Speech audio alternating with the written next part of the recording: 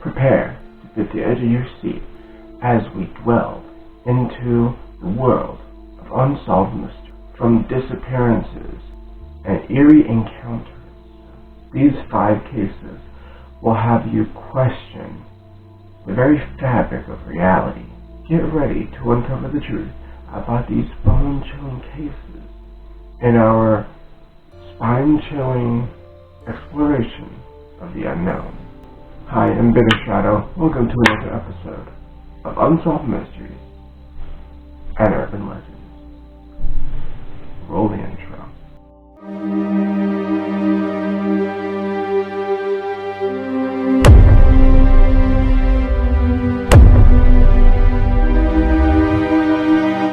Welcome back, fellow truth seekers. In today's video, we will embark on a journey through history's most perplexing unsolved mysteries. Please remember to like and subscribe and follow me on everything, and all links in the description. And let's get into today's video. Number 1. The disappearance of Flight MH370. Detailed accounts of events leading up to the disappearance, examination of theories surrounding the fate of the aircraft, the ongoing search efforts, and lack of closure to the family. At 12:42 a.m.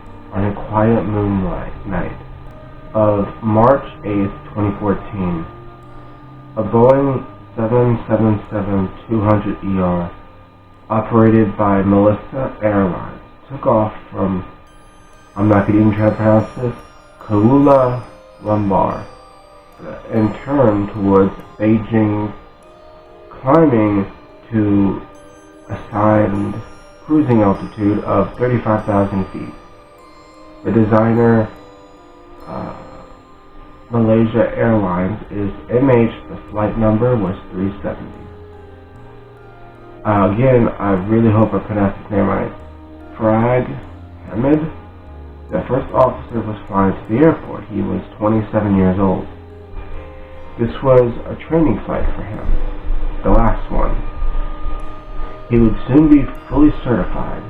His trainer was a pilot in command, a man named Zachariah Hamid, I'm not going to pronounce his last name, who was 53, was one of the most senior captains in the Malaysia Airlines. In Malaysia style, he was known by his first name, Zachariah. He was married and had 3 adult children. He lived in a gated development. He owned 2 houses. In his first house, he had installed a elaborate airsoft flight simulator. He flew it frequently and often posted to online forums about his hobby. In the cockpit, Frag would have been deferential to him, but Zachariah was known for being overbearing. In the captain were 10 flight attendants, all of them Malaysia. They had 227 passengers to care for, including 5 children. Most of the passengers were Chinese, of the rest 38 were Malaysian. And in descending order of others came from Indonesia, Australia, India, France, United States, Iran, Ukraine, Canada, New Zealand, the Netherlands, Russia, Thailand, etc. The upcoming cockpit that night. While First Officer Frag flew his airplane, Captain Zariah had handled the radio. The arrangement was standard. Zachariah's transmission were a bit unusual. At 1:01 a.m., the radio that he had leveled off at 35,000 feet, a superfluous report. In radar, surveillance airspace, where the norm is to report leaving an altitude not arriving at 108. The flight crossed Malaysian coastline and set across South China Sea. Transmission at 1:07 a.m. and was subsequently switched off. The last voice communication from the crew occurred at 1:19 and at 1:21 a.m. The plane's transporter, which communicated with aircraft control, was switched off, just as the plane was about to enter Vietnamese airspace over the South China Sea at 1:30 a.m. Malaysian military and civilian radar began tracking the plane as it turned around and then flew southwest over the Malaysia. At 2:22 a.m., Malaysian military radar lost contact with the plane and the geographic orbit over the Indian Ocean received hourly signals for Flight 370 and last detected the plane at 8:11 a.m. Initial searches for the plane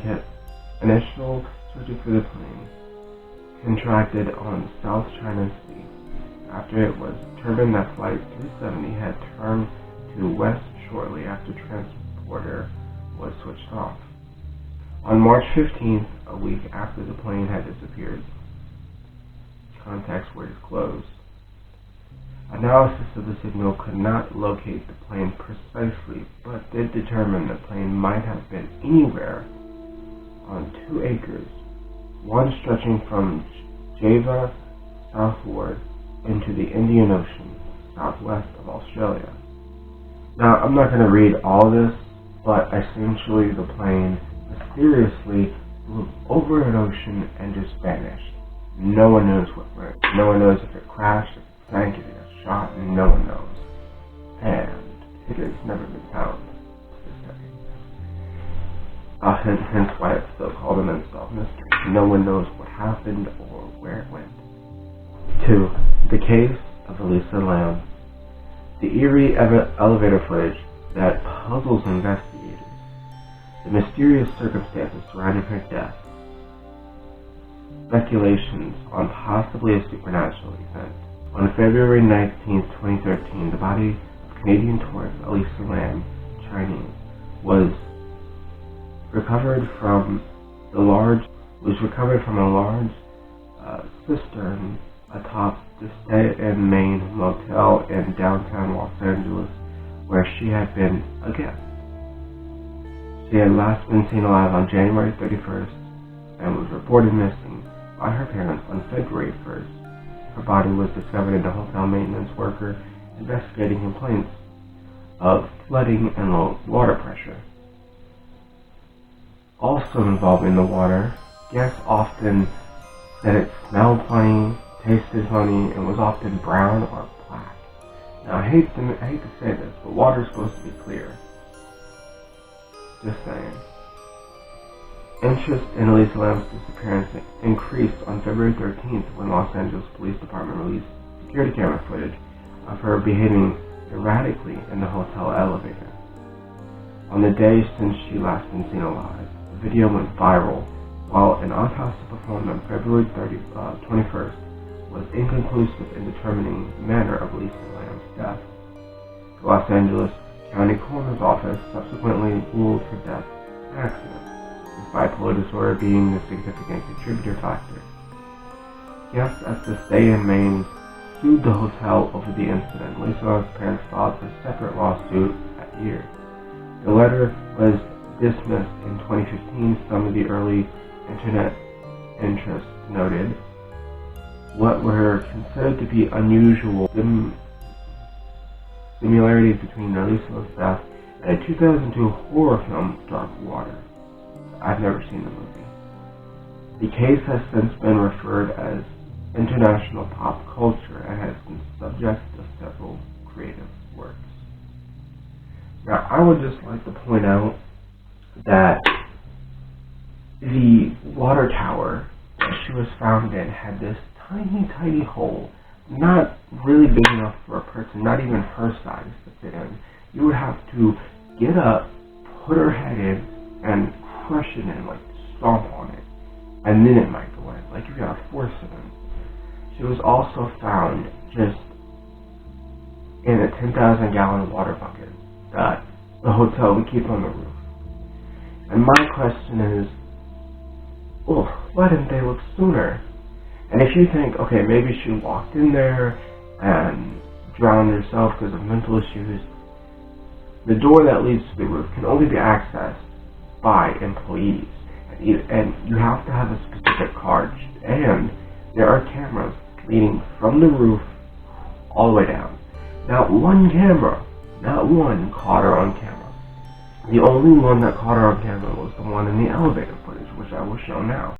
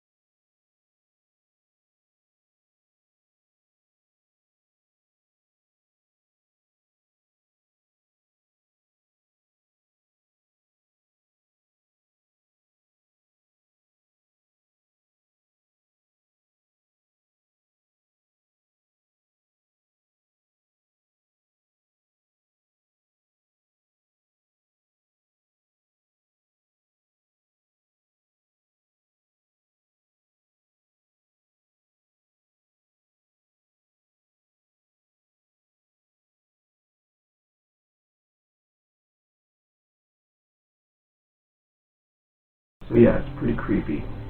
And the fact is, people were drinking the water and showering with it while a body was decomposing it. They were literally drinking her. It was nasty. Obviously, people were pissed. And that hotel has now been since changed, even though it still has the sign on it from the old one, which, whatever. The Unsolved Murder of the Black Dahlia. The gruesome discovery of Elizabeth Short's mutilated body, the extensive investigation and lack of conclusive evidence, the enduring fascination with the case has its impact on pop culture. Elizabeth Short, January 19th, 1924. January 14th to 15th of 1947, known humbly as the Black Dahlia, was an American woman found murdered in Lambert Park neighborhood of Los Angeles, California, on January 15th, 1947. Her case became highly publicized, ongoing, owing to a gruesome nature of the crime, which included the mutilation of her corpse, which was a native of Boston. Short spent her early life in New England of Florida,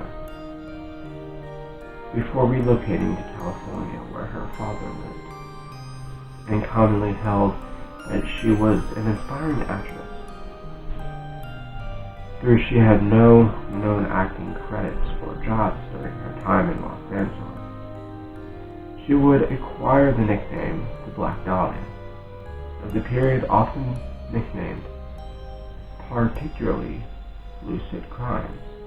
The term may have originated from a film noir murder mystery, The Blue Dahlia, 1946. After the discovery of her body, the Los Angeles Police Department, LAPD, began an extensive investigation that pursued over 150 suspects, but yielded no arrests. Short's unsolved murder and the details surrounding it have led lasting culture intrigue, generating various theories and public speculation. Her life and death have been basis of a number of books and films, and her murder is frequently seized as one of the most famous unsolved murders in U.S. history, as well as one of the oldest unsolved cases in Los Angeles County. It's been credited by historians as one of the first major crimes in post-war America to capture national attention. The disappearance of Roanoke Colony. The mysterious abandonment of the early English settlement, the cryptic Roanoke carving, and its implications of the various theories surrounding the fate of the colonists. Roanoke Colony was founded by Governor Ralph Wayne in 1585. The Roanoke Island in what is now Dare County, North Carolina, United States. The colony was troubled by lack of supplies and relations with the local Native Americans while awaiting a delayed resupply mission by Richard Grenville. Laying abandonment, the colony and returned to England with Sir Francis Drake in 1586. Grenville arrived 2 weeks later, also returned home, leaving behind a small detachment of Project Groundsclaim. Following the failure of the 1585 settlement, a second expedition led by John White landed on the same island in 1587 and set up another settlement. Sir Walter Ralph had sent him to establish the city of Ralph. And by the way, city is spelled different. It's not spelled C-I-T-Y, it's spelled C-I-T-T-I-E. But okay. In Chesapeake Bay, that attempt became known as the Lost Colony, due to the subsequent unexplained disappearance of its population. During the stop checks on Rialto's manned flagship by pilot forced White and his colonists to remain on Roanoke. White returned to England with Francis, intending to bring more supplies back to the colony in 1588. Anglo-Spanish War delayed White's return to Roanoke until 1590, and upon his arrival, he found the settlements fortified but abandoned. The cryptic word Cronogan was found carved into a tree, which Wright interpreted to mean the colonists had relocated to Cronogan Island before White could follow the lead. Rough seas and a lot of Archer force mission to return to England. The fate of the approximately 112 to 121 colonists remained unknown. Speculation that they had assimilated with the nearby Native American communities appeared in writing as early as 1605. Investigations by the Jamestown colonists produced reports of Roanoke settlers had been massacred, and stories of people with European features in Native American villages, but no conclusive evidence was found. It captured the public imagination. Despite this renewed interest, modern research has failed to find the archaeological evidence to explain the disappearance of the colonists. And our last story, the strange phenomenon of the Bermuda. This is a really old one, but it's still an interesting thing to talk about. So I hope you guys enjoy it, even though it's kind of a mainstream thing. An exploration of the disappearances and strange occurrences in the region. Scientific explanations varies from paranormal theories to the ongoing debate and exploration of the area. The Bermuda Triangle, section of North Atlantic Ocean of North America, in which more than 50 ships and 20 airplanes have said to be mysteriously disappeared. The area, whose boundaries are not universally agreed upon, had vaguely triangle shape marked in the Atlantic Ocean. Coast of Florida, Panhandle in the United States, Bermuda, and the Greater Allies. Reports of unexplained occurrences in the region date to the mid-19th century. Some ships were discovered completely abandoned for no apparent reason. Others transmitted distress signals and were never seen or heard from again. The aircraft had been reported and then vanished. The rescue missions had said to have vanished when flying in the area. However, wreckage has not been found, and some of the theories advanced to explain the repeated mysteries have been in the reported mysteries. Although theories of the supernatural causes for more disappearances abound, geological and environmental factors are most likely responsible. One hypothesis is that the pilot failed to account for the plane at which their is no need to compensate for magnetic compass variation as we approach the Bermuda Triangle, resulting in a significant navigational error.